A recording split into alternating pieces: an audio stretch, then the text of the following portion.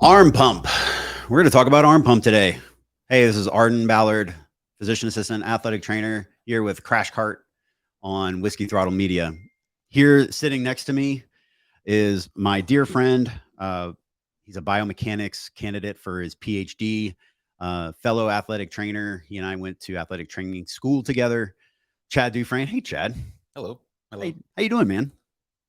I'm okay, man. How about you? I like that contraption you have in your hand. I know you probably don't know what arm pump is. Um, Chad doesn't have much of a motocross background, but I like that because he's going to take his knowledge and approach this from an unbiased place, right?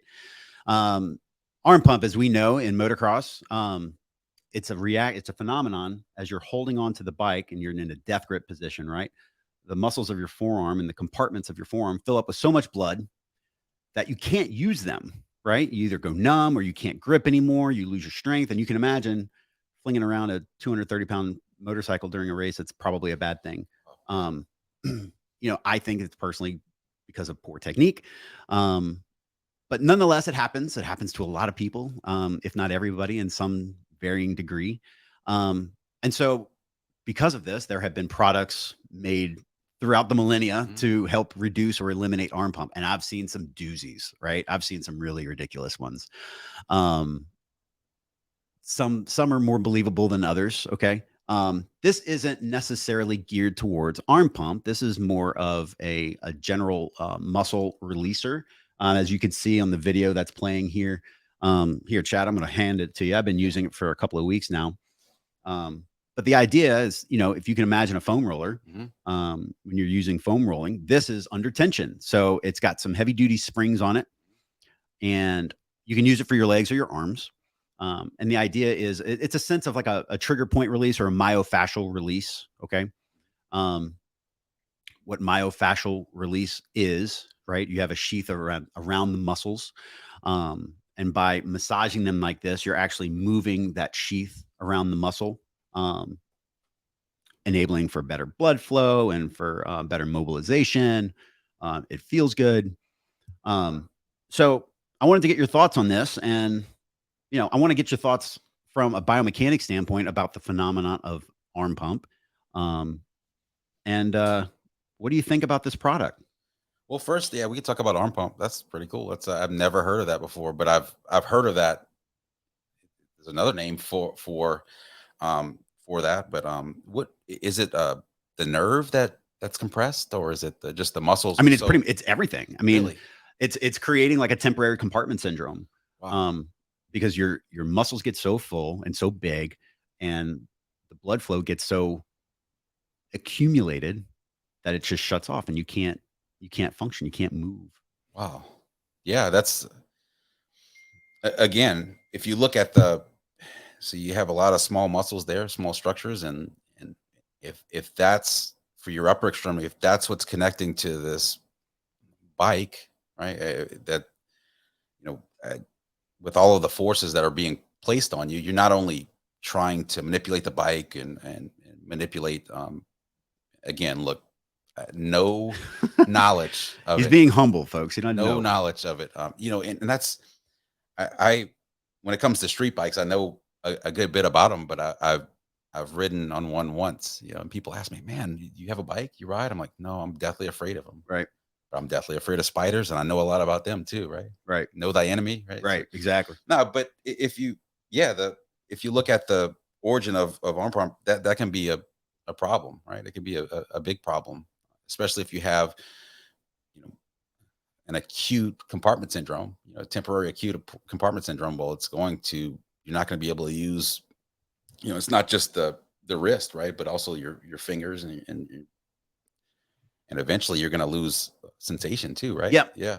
yep. You can lose fine and gross motor skills, and then you can't operate the bike, which is Mhm.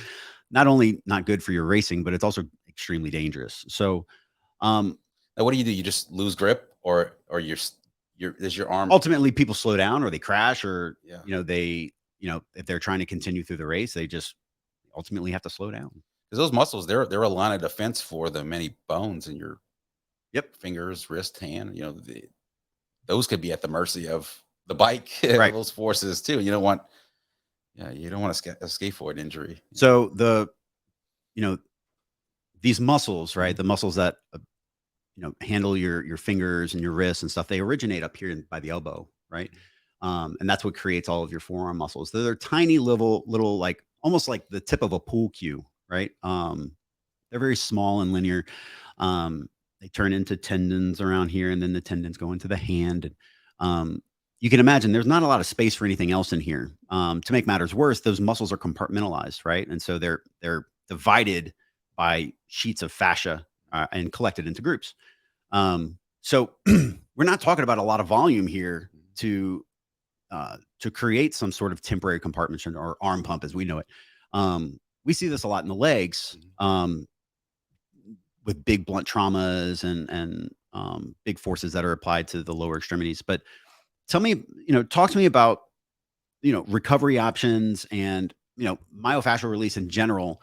I think this product does a really good job at the massaging aspect of things, and it gives you the ability to do it on your own, without the help of a trainer or a friend or something like that. Yeah, and going back to trying to prevent something like arm pump, well, one thing I look at is the body.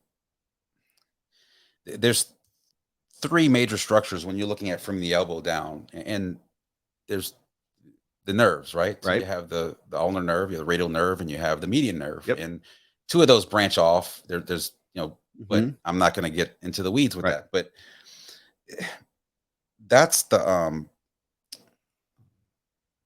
can I say like kind of a partly bad word, right? Go for it, man. Those are the tissues in your body. Your nerves are the ones you do not want to piss off Right. because they have a long memory, right?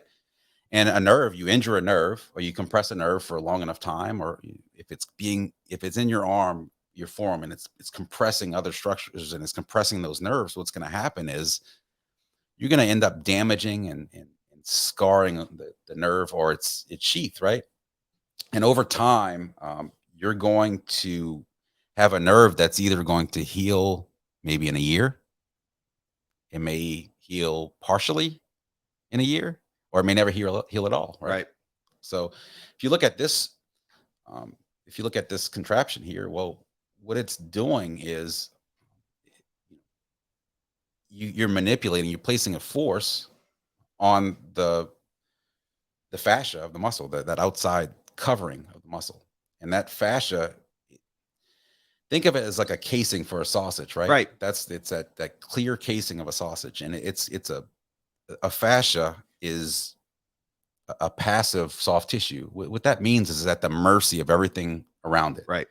Your active soft tissue is your muscles, right? They contract and they expand. Well, if you can't use them and they're swollen, right, and they're pressing out against that fascia, well, that fascia is going to let you know about it. It can be something as minor as a trigger point or a knot in a muscle, you know about, which that looks like it could.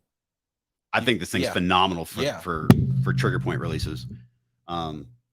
Or we've Had seen one on my quad. we've seen the major cases of compartment syndrome, right, where a fasciotomy Yep. is. You have to do surgery for it. Yeah, if you're eating right now, don't Google fasciotomy, right? It is a nasty one. Yeah, it's just basically what they do is the length of the muscle, they just take the fascia and they just cut it down there. It looks Yep. like a horror movie, right? Yeah. So we don't So want to get to that point, but no, I mean, and ultimately, I think this is less about preventing arm pump. I think that's predominantly a technique thing, where you rely more formally on your lower extremities to hold onto the bike. But how do we correct it, and how do we correct it quickly? Let's say it's in between motos and you only have a couple of hours before your next race, or 1 hour in the pros before your next race. Um, I think this would be a great product to relieve arm pump. I mean, I think that it's helping to manipulate and massage the tissues, and um, I think it's going to help milk some of that swelling and some of that extra fluid out. yeah, some people use a foam roller, right, which is Mhm. that big, right? This big around. Well, that look at that, that'll fit in your bag. Right. Yeah, and it comes with a little nice little case here. Yeah, I like it a lot, and it's going to not just looking at the fascia of the muscle. Well, you're also going to, if you've ever heard of a milking technique of a muscle, where you go and basically what you're doing is you're trying to manipulate the fluid in the muscle. Well, that's going to help with that too. Yeah. So adjustable as well, Mhm. right? So you can adjust the firmness. So if you want to use this on your legs and something a little tighter, you can use it on your calves. It's really cool stuff. I like it. This is the R8 Plus. I think this is their flagship model. I have it on the screen here on repeat. It's one thing I see too is and look, it's going to help with the aches and the pains and things like that. But what I look at is, if you look at it from a physiological perspective, well, your fascia of your muscle is not, and I tried to downplay it, right? It's not just there, just waiting on other tissues to do. The fascia is very important because it's going to provide sensation information to your body, right? Yep. It's there for proprioception. It's there for, basically, proprioception is just, it's an awareness. Like if you ever played Madden, right? It's that awareness thing. It's an awareness of your body's position in its environment. I tell people about proprioception. It's like when you close your eyes and put your hand out, like where your hand is in space. That's proprioception. Yeah, and if you look at, let's say, is it a dive where they dive? You watch the Olympics, right? How they do this to their legs, yeah, right? Yeah. Well, what they're doing is they're, without even knowing it, right? That's just their mantra before, or what they do. Their pre-race routine, right? Or it's a swimmer, right? I think it's a swimmer, and then they might both do it, but yeah, I know what you're talking about. Phelps, slapping his arms. What they're doing is you got to look at it as if you're looking at yourself as an athlete and as a machine where you're calibrating your system.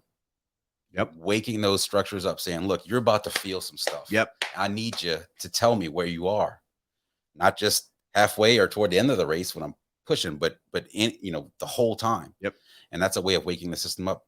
That R8 said, that R8 Plus. Yeah. Yeah. That'll help do that. And if you add that to your pre-race routine or your in between races, or even practice, you add that to your routine, it's just going to become just business as usual. Yeah. I got to use them all right. Yeah, you see a lot of pro guys now. They have their specialized mountain bike underneath their tent, and they're on a trainer or a roller, like a spin kind of bike or something, warming up their muscles. Us vet guys, if you're out of a box fan or something like that, you probably can't afford to have your specialized bike on a trainer and next to you. I think this is a great alternative. I think this is going to help wake up those muscles, like you're saying, increase blood flow to the area prior to the event. Super important. So I don't think it necessarily replaces a good pre-warm up activity. But it's a great accompaniment. I think it's going to go in my gear bag. I love it. Yeah. I can, man. I'll let you borrow it. I see you. Yeah, I wouldn't pass out, but man, the neck, that would be cool. Yeah. I would not recommend putting this around your neck. Probably kill you. So don't do that. Yeah, have a spotter, somebody there. Yeah. Don't put it around the trachea, the windpipe. Yeah, or anything. Don't do that, y'all. And that's actually, there's a disclaimer in the box that says don't put it over any vital organs or bony areas, right? So you don't want to put it over your lower leg on the really bony part. That's going to hurt. So if you're going to do your calves, you're going to do it, down the side of the calves. Very helpful stuff. So, Roll Recovery R8 Plus, check it out. I'll put a link in the description below. You have anything else to add about it? No, I would recommend, it's going to work better if you're, just move around a little bit before using it. Yeah. I would stay hydrated too. Hydration to help out with that. It's going to help out with the recovery, because first couple of times it's got some tension on it. It's the first couple times you use it, you may be, depending on your level of activity, you may be a little soreness, but stay, move a little bit before it, be hydrated, and it's going to help. Yeah. Especially get those myofascial, it's not just those little knots, those trigger points. It's just a lot of times, especially if you're doing an activity as extreme as that, you may have the whole muscle, a whole bunch of muscle just locked up. Yeah. So I think, something like this is great prior to your rides. I think it's great around the coffee table at night. You're watching your favorite TV show. As far as arm pump goes, I think it could help prevent or at least delay the onset. So if you use it prior to a moto, you might be able to go 15 minutes instead of 10 minutes without getting arm pump or something like that. Doesn't replace good technique, doesn't replace hydration and, exercise and all that stuff. But I think it's a great addition to your gear bag. Cool. Sounds good. Crash Cart signing off. I'll leave a link in the description for Roll Recovery. And if you have any questions, send us an email. I'd love to chat about it. Have a good one. Bye.